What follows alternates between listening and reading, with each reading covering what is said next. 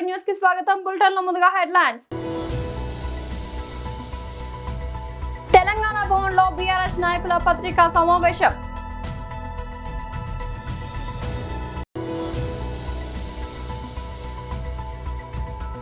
BJP రాష్ట్ర కార్యాలయంలో మీడియాతో మాట్లాడుతున్న ఎమ్మెల్యే.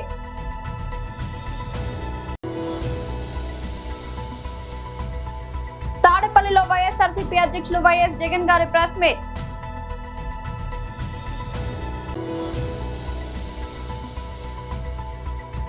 ఎబోలో కలకలం, భారత్ ఆఫ్రికా శిఖరాగ్ర సదస్సు వాయిదా. తెలంగాణ భవన్లో బీఆర్ఎస్ నాయకుల పత్రికా సమావేశం. Yedula reservoir, Vattem reservoir, Karimnagar reservoir, Udandapur reservoir, 5 రిజర్వాయర్లు. 5 రిజర్వాయర్లకు రిజర్వాయర్ టు రిజర్వాయర్ కాలువలు, రిజర్వాయర్ టు రిజర్వాయర్ మధ్యలో టన్నల్స్. ఎన్ని రిజర్వాయర్లు ఉన్నాయి, ఎంత కంప్లీట్ అయింది చూద్దాం. రిజర్వాయర్ టు రిజర్వాయర్ ఎన్ని కాలువలు, ఎన్ని కిలోమీటర్లు కంప్లీట్ అయింది చూద్దాం. టన్నల్స్ ఎన్ని కిలోమీటర్ కంప్లీట్ అయింది చూద్దాం. కావాల్సినటువంటి మోటార్లు బిగించిందా లేదా చూద్దాం. మోటార్లకు కావాల్సిన కరెంట్ పవర్ జనరేషన్ అక్కడ వరకు వచ్చిందా లేదా చూద్దాం. ఆ తర్వాత నెక్స్ట్ లాస్ట్కు కాలువలు, రిజర్వాయర్ల నీళ్ళు వచ్చిన తర్వాత పొలాలకు కాలువలు. ఇది ప్రాజెక్ట్. ఇలా మేము చెప్తా ఉన్నాం. 5 రిజర్వాయర్లు, నార్లాపూర్ 97% కంప్లీట్ అయింది, ఏదులా 95% కంప్లీట్ అయింది రిజర్వాయరు, వట్టెం 90% కంప్లీట్ అయింది, కర్వేనా 90% కంప్లీట్ అయింది, ఉదండాపూర్ 60% కంప్లీట్ అయింది. తర్వాత కాలువలు మొత్తం ఉదండాపూర్ వరకు కాలువల కిలో ఎంత అంటే 45 కిలోమీటర్లు కాలువలు, 41 కిలోమీటర్ల కాలువలు కంప్లీట్ అయింది. టన్నల్స్ 87 కిలోమీటర్ల టన్నల్స్, 87 కిలోమీటర్లకు 87 మొత్తం టోటల్గా లైనింగ్తో సహా టోటల్గా 87 కిలోమీటర్ల టన్నల్స్ కూడా కంప్లీట్ అయినాయి. మోటార్లు బిగించినాం, కరెంటు సబ్స్టేషన్లు పెట్టినాం, రిజర్వాయర్లు కంప్లీట్ చేసినాం.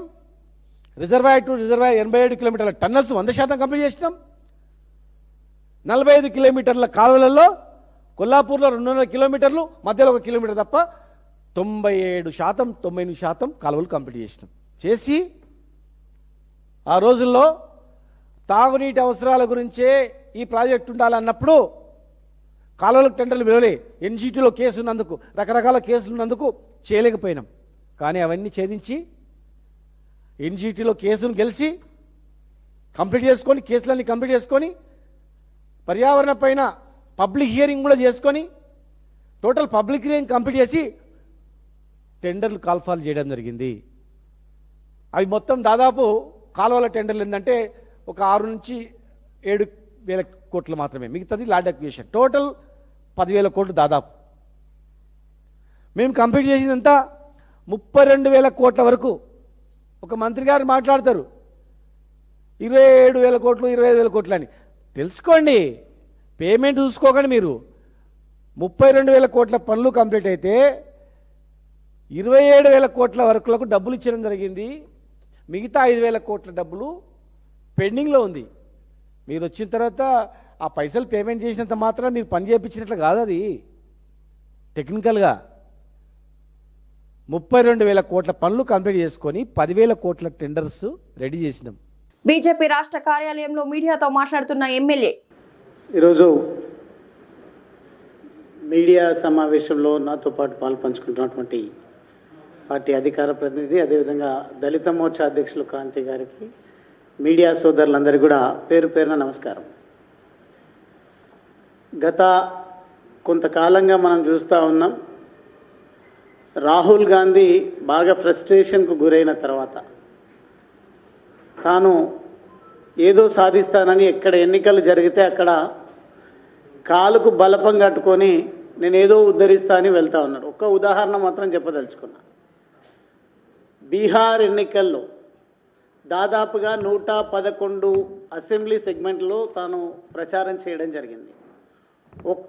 ఒక్క సీటు కూడా గెలుచుకోలేనటువంటి పరిస్థితి రాహుల్ గాంధీ పర్యటించినటువంటి నియోజకవర్గాల్లో. అదే మాదిరిగా మొన్న మనం చూసినట్టయితే తమిళనాడు ఎన్నికల్లో పొత్తు ఒకరి దగ్గర ఉంది, జతగట్టింది ఇంకొకరి దగ్గర. కేవలం 2 మంత్రి పదవులకు విలువలను కాల రాసినటువంటి ఒక పనికి రాని నాయకుడు రాహుల్ గాంధీ. ఆ రాహుల్ గాంధీ మాట్లాడతారు గౌరవ ప్రధాని నరేంద్ర మోదీ గారి గురించి, భారతీయ జనతా పార్టీ గురించి. నోటికొచ్చినట్టుగా మాట్లాడము, ఎన్నో 10, 20, 30, 40 సార్లు కూడా మాట్లాడిండు అనుకుంటా. రాజ్యాంగానికి విరుద్ధమైనటువంటి మాటలు రాహుల్ గాంధీ. ఒక ఉదాహరణ, కర్ణాటకలో 2019 ర్యాలీలో పాల్గొని నరేంద్ర మోదీ గారిని లలిత్ మోదీ లేదంటే నీరవ్ మోదీ ఇటువంటి వాళ్ళతో పోలుస్తూ దొంగల పేర్లు అన్నీ కూడా మోదీ అని ఉంటాయా అన్నట్టుగా వెటకారంగా మాట్లాడడం జరిగింది. దానికి లోవర్ కోర్ట్స్ శిక్ష 2 సంవత్సరాల జైలు శిక్ష వేయడం జరిగింది వారికి. ఆ రోజు భయపడి శిక్షతో పాటుగా తన ఎంపీ సభ్యత్వం కూడా రద్దయ్యే విధంగా వాతావరణం కనిపించింది. అప్పుడు సుప్రీంకోర్టుకు వెళ్ళి అప్పీల్ చేసి స్టే తెచ్చుకోవడం జరిగింది. ఇంకా కూడా అప్పీల్ స్టేలోనే ఉంది. అదే మాదిరిగా ఇక్కడ ఉన్నటువంటి రేవంత్ రెడ్డి గారు కూడా, ఆయన కూడా స్టేలోనే ఉన్నారు. వాస్తవంగా చెప్పాలంటే ఓటుకు నోటు కేసులో అడ్డంగా దొరికిపోయినటువంటి దొంగ అని రేవంత్ రెడ్డి గారిని కూడా మాట్లాడుతూ ఉంటారు ప్రజలందరూ. ఈ నాయకులు యథా రాజా తదా ప్రజ అన్నట్టుగా ఉందా ఏంది వ్యవహారం కాంగ్రెస్ పార్టీలో అర్థం కానటువంటి పరిస్థితి. రాహుల్ గాంధీ ప్రతి సందర్భంలో నిన్న మాట్లాడుతూ గద్దారని మాట్లాడడం, రాహుల్ గాంధీని ఒక దేశద్రోహి కింద ప్రజలు భావిస్తున్నటువంటి పరిస్థితి. తనపైన దేశద్రోహ కేసులు పెట్టాల్సినటువంటి అవసరం ఉంది. తాడేపల్లిలో వైఎస్ఆర్సీపీ అధ్యక్షులు వైఎస్ జగన్ గారి ప్రెస్ మీట్. ప్రజలు పడతా ఉన్న కష్టాల మీద వారి వాయిస్గా ఈరోజు చాలా అంశాలను ప్రస్తావిస్తాను. ప్రజలు నిజంగా ఈరోజు తమ బ్రతుకు బండిని నడపడానికి అష్టకష్టాలు పడతా ఉన్న పరిస్థితుల మధ్య ప్రజల బాగోగులను గాలికి వదిలేసి తామిచ్చిన హామీలను వెన్నుపోటు పొడిచి రాష్ట్రంలో ఎక్కడ చూసినా కూడా దారుణమైన అవినీతి, దోపిడీ, మాఫియా సామ్రాజ్యాన్ని నడుపుతూ ప్రశ్నించే గొంతు ఎక్కడైనా ప్రశ్నిస్తే దాన్ని పాశవికంగా అణగదొక్కుతూ రాష్ట్రాన్ని ఒక జంగల్ రాజ్గా మార్చిన పరిస్థితుల మధ్య ప్రజల గొంతు వినిపించడానికి ఈరోజు ఈ ప్రెస్ మీట్.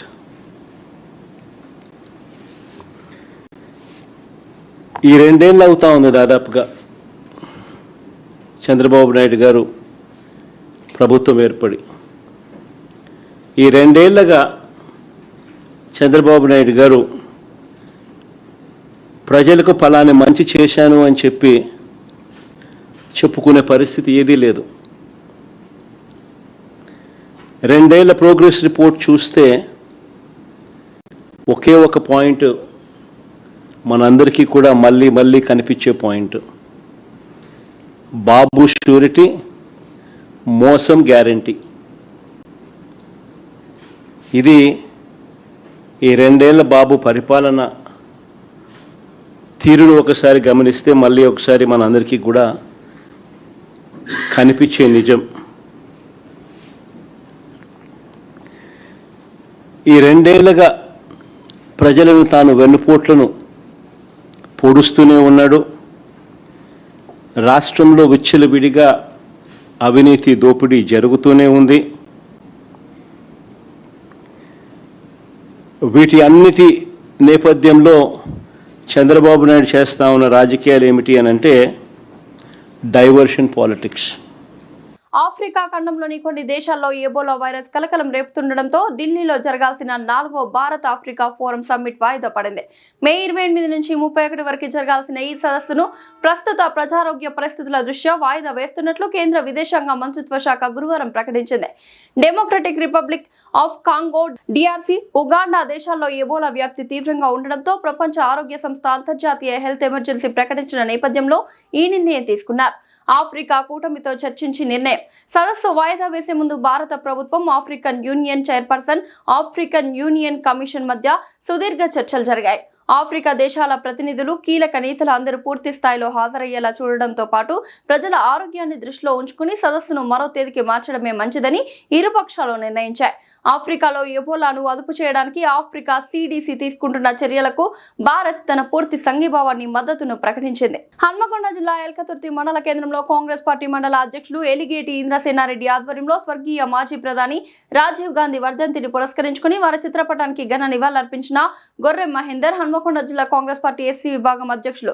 ఈ కార్యక్రమంలో మాజీ సింగిల్ విండో చైర్మన్ గోలి రాజేశ్వరరావు, మాజీ మండల youth Congress president Ambala Swamy, Elkathurthy గ్రామ శాఖ అధ్యక్షులు Seelam Anil Kumar, market director Godishala Rajaiah, director Bachu Baburao, మండల కాంగ్రెస్ యూత్ మండల సీనియర్ కాంగ్రెస్ నాయకులు శనిగరపు స్వరూప, వెంకటేష్, కాంగ్రెస్ పార్టీ మండల ప్రధాన కార్యదర్శి గూడెల్లి నవీన్, బొల్లెపోగు రమేష్, అంబాల శ్రీకాంత్, బక్కిమండ సుమన్, ఉప సర్పంచ్ మేకల బాబు తదితరులు పాల్గొన్నారు.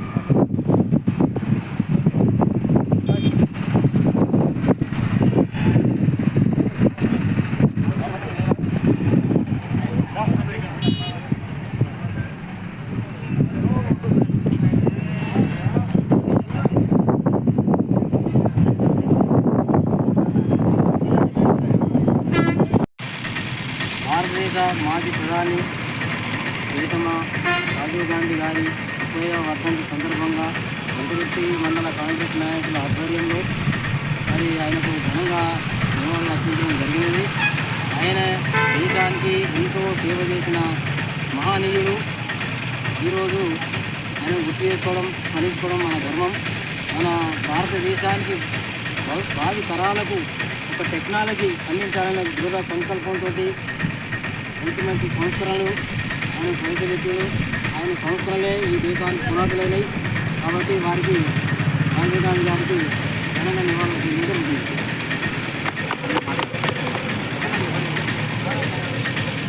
ఈరోజు మన దేశ మాజీ ప్రధాని స్వర్గీయ రాజీవ్ గాంధీ గారి 35వ వర్ధంతి సందర్భంగా మనకు ఆయన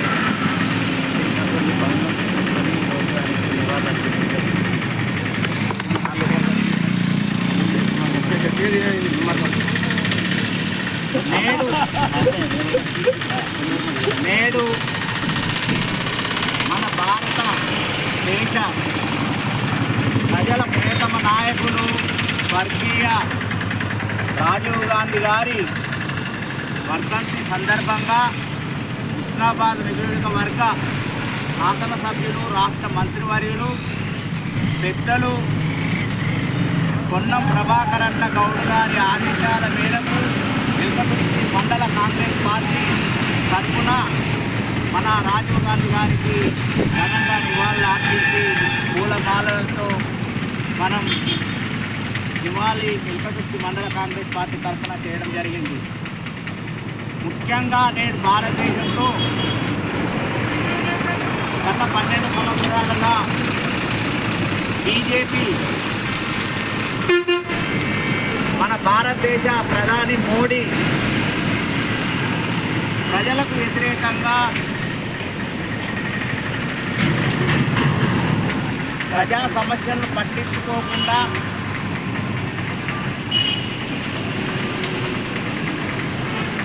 భారతదేశ ప్రజలు నిరాశలకు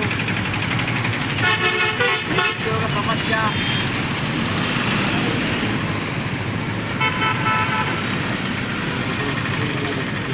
భారతదేశంలో నేడు చెప్పుకోలేని పరిస్థితి ఉన్నది. ప్రధానమైనది ఏంటంటే యుద్ధం, అమెరికాకు లోబడినటువంటి మోడీ విధానం వలన ఈరోజు పెట్రోల్ డీజిల్ సాధారణ ప్రజలు కొనలేని పరిస్థితిని తీసుకొచ్చినటువంటి మోడీ విధానాన్ని వ్యతిరేకించుకుంటూ మన మాజీ భారత ప్రధాని రాజీవ్ గాంధీ గారు చేసిన సంస్కరణల్లో భాగంగా నేడు కంప్యూటర్లు, సెల్లులు అభివృద్ధి వైపున తీసుకుపోయినటువంటి రాజీవ్ గాంధీ గారి ఆశయాన్ని రాబోయే రోజుల్లో కేంద్ర ప్రభుత్వం బీజేపీని ఓడించి కాంగ్రెస్ రాహుల్ గాంధీ ప్రధానమంత్రిగా ప్రజల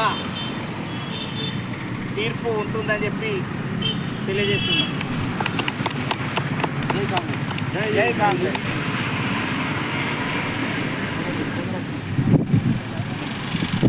నెల్లూరులోని జిల్లా తెలుగుదేశం పార్టీ కార్యాలయంలో ఏర్పాటు చేసిన పత్రికా విలేకరుల సమావేశంలో తెలుగుదేశం పార్టీ నెల్లూరు పార్లమెంట్ ప్రధాన కార్యదర్శి చేజర్ల వెంకటేశ్వరారెడ్డి మాట్లాడుతూ గత 5 సంవత్సరాల వైసీపీ పాలనలో విద్యా వ్యవస్థ నిర్వీర్యమైంది.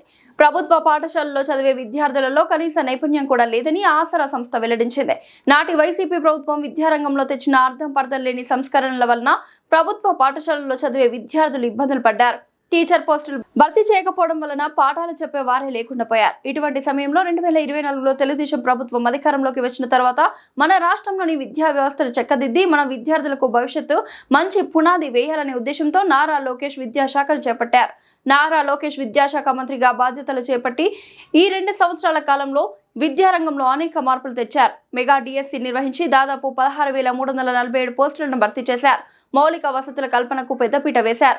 విద్యా సంవత్సరం ప్రారంభానికి ముందే విద్యార్థులకు అవసరమైన ఉచిత పుస్తకాలు, కిట్స్ పాఠశాలలకు చేరే విధంగా చర్యలు తీసుకున్నారు. ప్రభుత్వ పాఠశాలలో చదివే విద్యార్థులందరూ కూడా ప్రైవేటు పాఠశాలకు మారడం కూడా జరిగింది. అదేవిధంగా నాడు నేడు పేరుతో పెద్ద ఎత్తున దోపిడీ చేశారే తప్పితే ఎక్కడా కూడా మౌలిక వసతులు కల్పించిన పాపాన పోలేదు.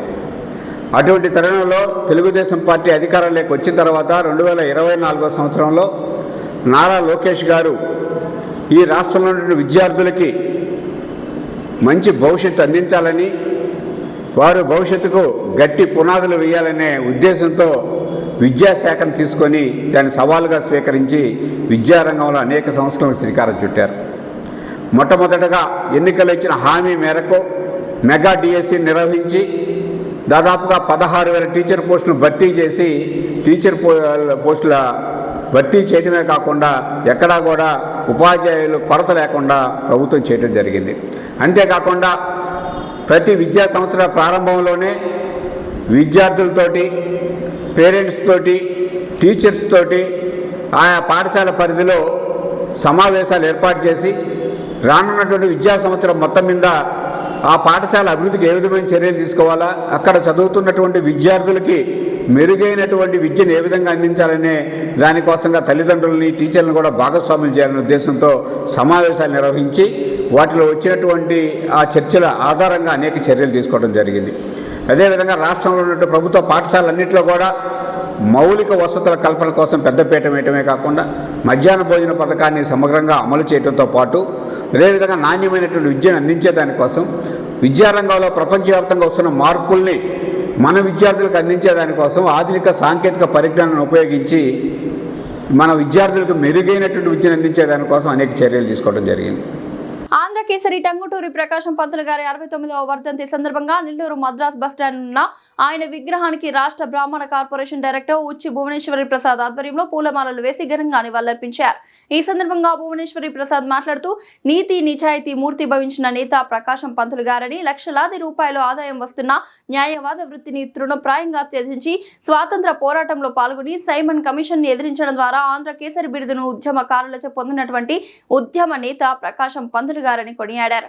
ఈ రోజు లక్షలాది మందిని విద్యావంతులుగా తీర్చిదిద్దిన ఎస్వి యూనివర్సిటీ స్థాపించి విద్యా అభివృద్ధికి ఘనమైన సేవలు అందించిన పాలకుడు ప్రకాశం గారని తెలిపారు. ప్రపంచ ఆధ్యాత్మిక కేంద్రంగా విరాజిల్లుతున్న తిరుమల తిరుపతి దేవస్థానం ఆంధ్ర రాష్ట్రానికి వచ్చిందంటే అది ప్రకాశం పంతులు గారి పోరాటంతోనే వచ్చిందని తెలియజేస్తున్నా.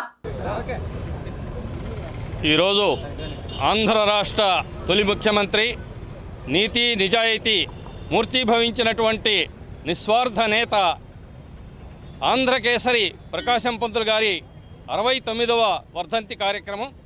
ఈరోజు వారి యొక్క సేవా నిరతిని ఈ తరానికి గుర్తు చేసే విధంగా ఈ రోజున ఘనంగా వారికి నివాళులు అర్పించడం జరిగింది. ఏదైతే ఆంధ్రప్రదేశ్ రాష్ట్రం తమిళనాడు నుంచి విడిపోయిన తర్వాత పొట్టి శ్రీరాములు గారి ఆత్మ బలిదానంతో ప్రత్యేక ఆంధ్ర రాష్ట్రంగా ఏర్పడిన తర్వాత ఆ రాష్ట్రానికి తొలి ముఖ్యమంత్రిగా ఎస్వి యూనివర్సిటీ స్థాపనలో కానీ రాష్ట్ర విభజనలో ఈరోజు తిరుమల క్షేత్రం ఆంధ్రప్రదేశ్కు దక్కిందంటే అది ప్రకాశం పంతులు గారి యొక్క కార్యదక్షత అని ఈ సందర్భంగా తెలియజేస్తా ఉన్నాం. ఆ రోజు విభజన నాడు రాజాజీ గారు తిరుమల తమిళనాడులో ఉండాలా, తమిళ ప్రాంతానికి సంబంధించి చిత్తూరు వాళ్ళంతా తమిళం మాట్లాడే వాళ్ళు ఎక్కువ ఉన్నారని చెప్పి క్లెయిమ్ చేస్తే ప్రకాశం పంతులు గారు తిరుత్తణి వరకు మా ప్రాంతం ఉంది, తిరుమల తిరుత్తణి రెండూ మాకు కావాలని చెప్పి నెహ్రూ గారి దగ్గర క్లెయిమ్ చేసిన సందర్భంలో కామరాజు నాడారు గారు మధ్యవర్తిత్వం చేసి తిరుమల క్షేత్రాన్ని తిరుపతి పట్టణాన్ని ఆంధ్రప్రదేశ్ రాష్ట్రానికి ఇవ్వడం జరిగింది. ఆ రోజు ప్రకాశం పంతులు గారి యొక్క దూరదృష్టి కార్యదక్షతతో ఈనాడు ప్రపంచంలో ఉన్నటువంటి హిందూ ధార్మిక క్షేత్రం గొప్పది ఏదైనా ఉంది అంటే అది తిరుమల క్షేత్రం ఆంధ్రప్రదేశ్కు దక్కడం అనేటువంటిది ప్రకాశం పంతులు గారి యొక్క చొరవని సందర్భంగా తెలియజేస్తూ, ప్రకాశం పంతులు గారు ఆంధ్రకేసరి బిరుదును ఏదో రాష్ట్ర ప్రభుత్వాలు సంస్థలో ఇచ్చినవి కాదు, సైమన్ కమిషన్ ఉద్యమకారులు నిర్దాక్షిణ్యం కాల్చేసి ఒక ఉద్యమకారుడి జోలికి చచ్చిపోయిన వాళ్ళ శవాల జోలికి ఎవడన్నా వచ్చి తాకితే మిమ్మల్ని కూడా కాల్చేస్తామంటే రొమ్ము విరిచి కాల్చండ్రా నన్ను కూడా అంటూ ఆ శవాన్ని భుజాన వేసుకున్న సందర్భంలో ఉద్యమకారులు ఆంధ్రకేసరి అని నినదించడంతో ఈరోజు ఆంధ్రకేసరి ప్రకాశం పంతులు గారు ఆంధ్రకేసరి బిరుదు వచ్చింది. బులెటిన్ ముగించే ముందు హెడ్లైన్స్ మరోసారి. తెలంగాణ భవన్లో బీఆర్ఎస్ నాయకుల పత్రికా సమావేశం.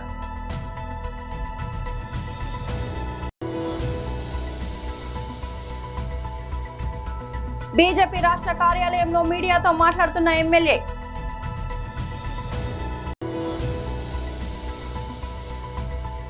తాడేపల్లిలో వైఎస్ఆర్సీపీ అధ్యక్షులు వైఎస్ జగన్ గారి ప్రెస్ మీట్.